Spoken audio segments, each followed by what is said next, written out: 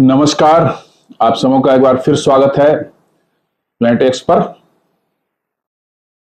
और हमेशा की तरह आपसे निवेदन है कि प्लैनेट एक्स को चैनल को सब्सक्राइब करें, मेरे वीडियोस को लाइक करें और फ्रेंड्स एंड फैमिली के साथ जरूर शेयर करें ताकि हमारे वीडियो की रीच बढ़ सके। तो दोस्तों, आज एक थोड़ा अलग विषय पर बात करते हैं।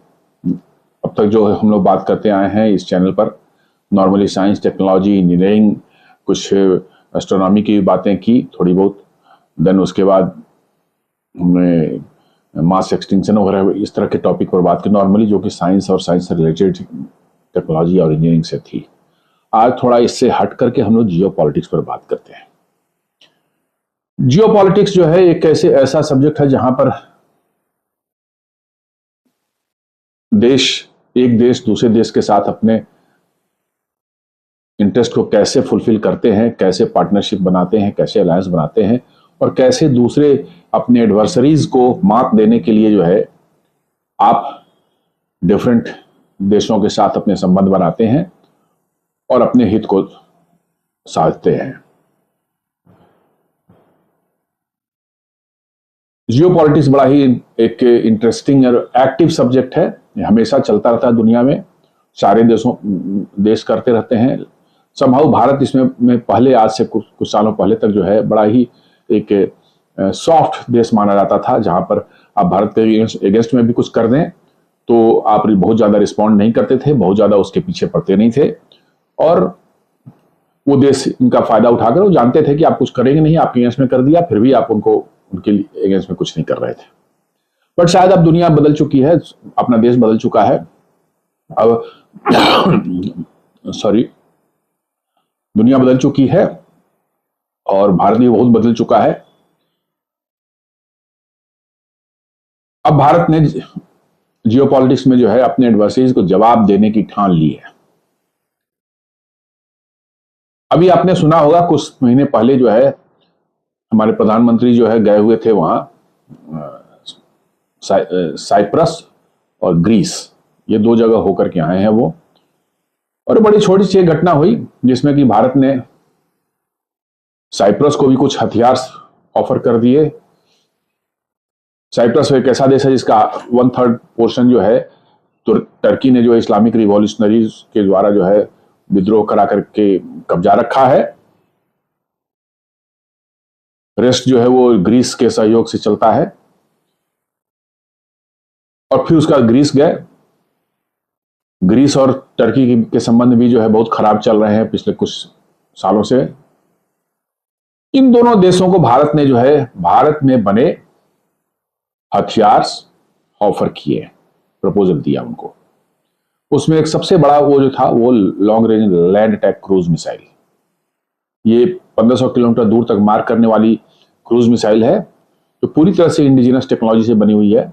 90% कंपोनेंट्स भी जो इसके होते हैं वो अपने देश में बने होते हैं। तो आप कह सकते हैं कि ये पूर्णतः देसी एक मिसाइल है और ये टेस्ट हो चुका है पूरी तरह से।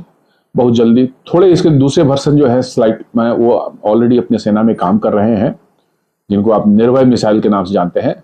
लेकिन ये मिसाइल उसी का जो है एक हाईली इंडिजिनाइज्ड वर्जन कह सकते हैं, इसको ITCM भी कहते हैं, Indian indigenous technology cruise missile. Defence technology long range land attack cruise missile बोलते हैं। ये ऑफर किया है। ये जैसा मैंने बताया 1500 किलोमीटर इसकी मारक क्षमता है और करीब करीब 300 से 400 किलोमीटर जो है किलोग्राम्स के जो पेलोड लेके जाता है। बड़ा ही घातक है, रडार से पकड़ना मुश्किल होता है इसको और ये बड़े एक्यूरेट मार्क करता है ये। तो आप कहेंगे कि ऐसा क्या हो गया कि मतलब कि जो है ठीक है 200-300 मिलियन के कोई डील हो जाए, इसमें कौन सी बड़ी चीज हो गई साइप्रस और इसके साथ में ग्रीस के साथ? नहीं, बहुत बड़ी चीज है। ये दोनों ही देश जो है एक यूरोपियन कंट्रीज है, यूरोपियन यूनियन के मेंबर हैं और नाटो के सदस्य भी हैं। और आपको ये मैं बता दूं कि नाटो के अंदर में जो भी वेपन्स या हथियार इस्तेमाल किए जाते हैं वो सभी नाटो स्टैंडर्ड के हथियार बोले जाते हैं। एक साथ कंपेटेबिलिटी उनमें होती है अमेरिकन हथियार और यूरोपियन हथियार जो है मिलकर के जो है इनको जो है नाटो में इस्तेमाल करती है, और उसको नाटो स्टैंडर्ड के बोलते हैं। सारे देश जो है उसी स्टैंडर्ड के हथियार इस्तेमाल करते हैं, तो कंपेटेबिलिटी बनी रहती है। तो कितनी बड़ी बात है कि आप एक नाटो कंट्रीज, दो नाटो कंट्रीज को जो है आप ऑफर कर रहे हैं। वो दूसरे बाहर से नाटो कंट्रीज लेते नहीं है, इस बात को आप जान ले। उनका अपना ही या तो अमेरिकन होगा चाहे यूरोपियन होगा, लेकिन वो इच्छा उन्होंने जताई और भारत ने ऑफर दे दिया। लेट अस सी कि क्या होता है। ये डील जो है फाइनल डील में कन्वर्ट होती है नहीं, वो बात की बात है, लेकिन इसके बहुत बड़े बड़े इंप्लीकेशंस होंगे आसपास में। जो है एक देश है वहां पर बगल में टर्की, जिसका आपने सुना होगा ऑपरेशन सिंदूर के दौरान जो है पाकिस्तान को इसने बहुत बढ़ चढ़कर मदद दी।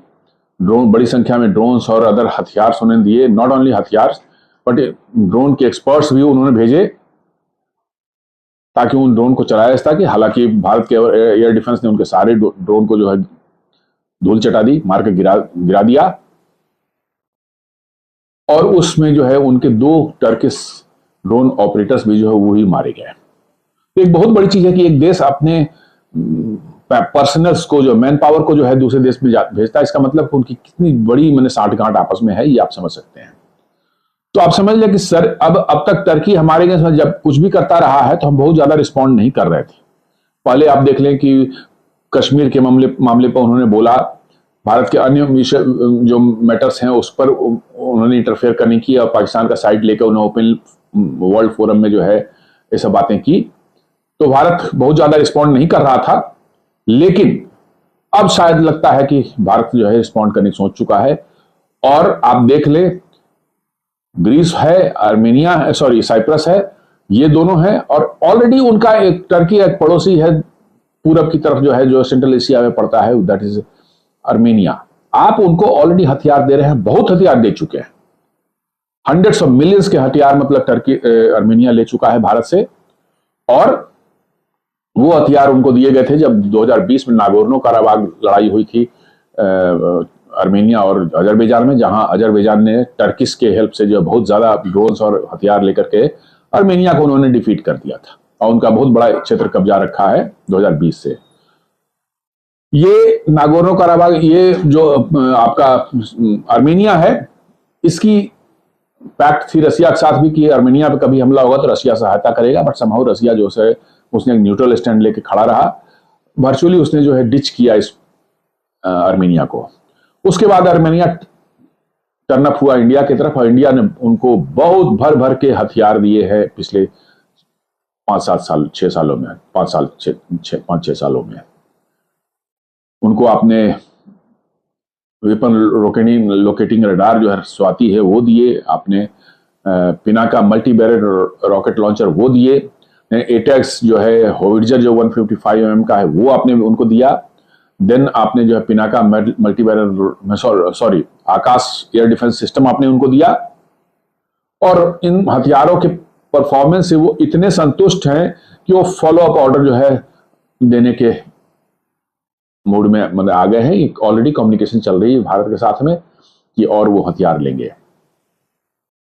तो आपने क्या कर रहे हैं कि आपने एक और आर्मेनिया और टर्किश के बीच रिलेशन जो आपस में वो उसी अजरबैजान को लेकर के जो है बड़े ही 36 का आंकड़ा दोनों के बीच बना हुआ है। और आर्मेनिया पाकिस्तान के साथ है तो भारत के साथ उसके आंकड़े 36 के हो ही चुके हैं। तो जैसा कहते हैं दुश्मन का दुश्मन जो है दोस्त है, वही फॉर्मूला यहां अपनाया जा रहा है। और टर्की के एलोंग जो है जो कंट्रीज है आसपास जो कंट्रीज हैं उनसे टर्की को घेरने की कोशिश की जा रही है। और हथियार बेचना जो है ना, अभी जो है ऑपरेशन सिंदूर दौरान आपने देखा होगा कि भारतीय हथियारों ने जबरदस्त परफॉर्मेंस दी है, चाहे वो आकाश एयर डिफेंस सिस्टम हो, चाहे MRSAM हो, medium range surface to air missile हो, ये भी एयर डिफेंस के लिए इस्तेमाल होता है।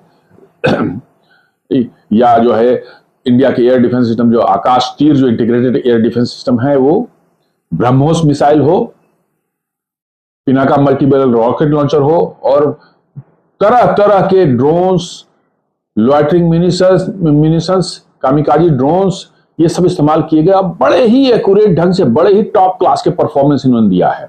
सारी दुनिया में इसकी चर्चा है कि कैसे इतनी जल्दी जो है, कुछ घंटे में ही आपने जो है उनके जो है 12-13 जो है मुख्य एयरपोर्ट्स जो है उनको आपने जो है बिल्कुल ऐसा बना दिया कि ना वो हवाई जहाज उड़ा सकते हैं और ना जमीन में खड़े उनके हवाई जहाज बचे, वो भी मतलब कि जो बड़ी संख्या में जो है नेस्तनाबूद हुए। तो आपके हथियारों की ऑलरेडी दुनिया में जो है चर्चा हो रही है और 17-18 देशों से ऑलरेडी क्वेरी आ चुकी है। और ऐसे में दोस्त फ्रेंड्स, यदि जो है, और अभी आपको मालूम होगा कुछ दिन पहले जो है एक न्यूज आई थी कि फ्रांस जैसा डेवलप्ड कंट्री वो भारत का पिनाका मल्टी बैरल लॉन्चर को जो इवेल्युएट कर रहा है, खरीदेगा नहीं खरीदेगा वो बात की बात है, बट इवेल्युएट कर रही है, अपने आप में बहुत बड़ी बात है। और वो इवेल्युएट करने के बाद उसकी इच्छा होगी, उनके उसमें फिट होगा उनके रिक्वायरमेंट में, तो जरूर लेंगे। अब इतनी बड़ी बात आप समझिए कि एक यूरोपियन कंट्री को आप हथियार बेच रहे हैं भारत से। ये पूरे दुनिया के जियोपॉलिटिक्स में और हथियारों के बाजार में ये खलबली मचा रखी है।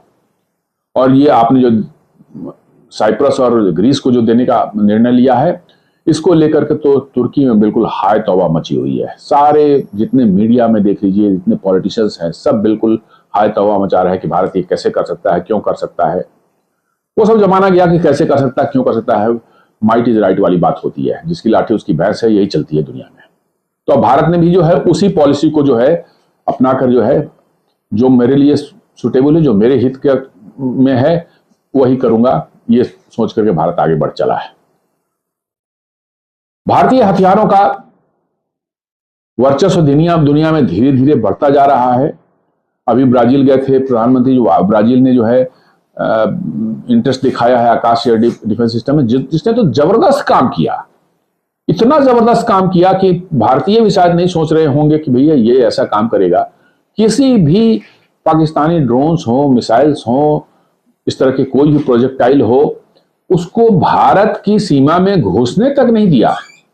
ऑलमोस्ट 99% जो है वो पाकिस्तानी एयर स्पेस में ही मार कर गिरा दिए गए। एक दो भूले भटके जो अंदर आए, वो अंदर के एयर डिफेंस सिस्टम ने उनको मार के गिरा दिया। तो वर्चुअली आपने न्यूज में कहीं नहीं देखा होगा कि भारत के किसी शहर पर या किसी भी सिविलियन इलाके पर जो है उनके कोई मिसाइल्स या उनके कोई प्रोजेक्टाइल्स गिरे। हाँ, जम्मू पर लाइन ऑफ कंट्रोल के आसपास जरूर कुछ हुई थी ऐसी घटनाएं कि जहां सिविलियन इलाकों पर एक आध आर्टिलरी शेल्स गिरे थे, तो वो तो वहां पर ऐसे नॉर्मल दिन में भी होती रहती है, तो कोई बहुत बड़ी बात। लेकिन इधर मेन इलाके में कभी कहीं नहीं हुआ। It was only because your air defence system worked as a top class. बिल्कुल टॉप क्लास का मतलब बिल्कुल जैसा उनको काम करना चाहिए, जिस पर्पज से बने थे उससे भी ऊपर उसका उन्होंने काम किया। और इसी बात को देख के दुनिया हैरान है। उनको विश्वास ही नहीं हो रहा कि भारत भी ऐसे हथियार बना सकता है, और उनके हथियार इतने एक्यूरेट, इतने रिलायबल और इतने कॉस्ट इफेक्टिव हो सकते हैं। हथियार का बाजार दुनिया का एक बहुत बड़ा बाजार है। Hundreds of billions of dollar के बाजार है। और इस बाजार में यदि आपने अपनी उपस्थिति एक स्ट्रॉन्ग वे में जता दी है, तो एक बहुत बड़ी चीज है। जियोपॉलिटिक्स में बहुत बड़ी जीत होगी।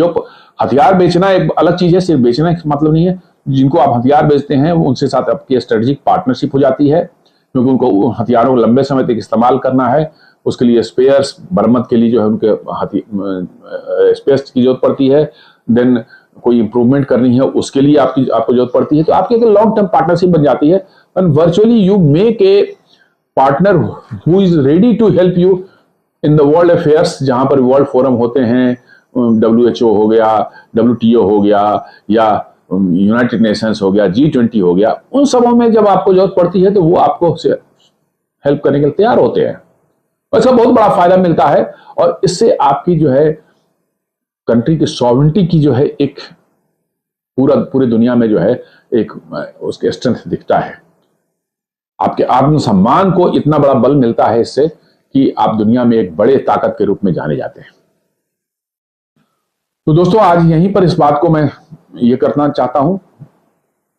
इस एपिसोड खत्म करना चाहता हूं और आगे से कभी कभी जियो पॉलिटिक्स की भी कुछ बातें कर लेंगे जो कि भारत के हित में हो, भारत के उसमें हो, क्या कहते हैं, इंटरेस्ट में हो, ताकि हम लोग जान सके कि भाई कैसे भारत आगे बढ़ रहा है। धन्यवाद।